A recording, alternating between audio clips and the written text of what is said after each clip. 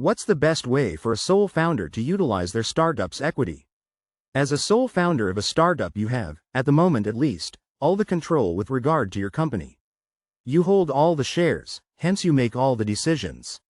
While this is all well and good, this can be very limiting in that your only means of funding is from your capital and your sales of services, subscriptions, goods. Growth is certainly possible, albeit more challenging than it has to be. Yes, there are a lot of factors that are taken into account in the success or failure of a business, but one thing that a business can't be without is funding. So the very fact that you are asking how you should use your shares is a step in the right direction, because equity can result in more investments.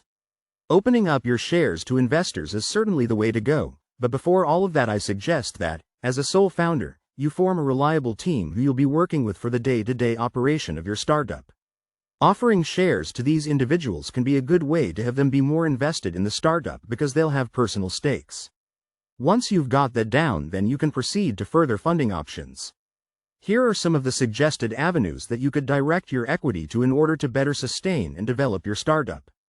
The first two investment options are better if you'd rather keep more ownership and control over your startup.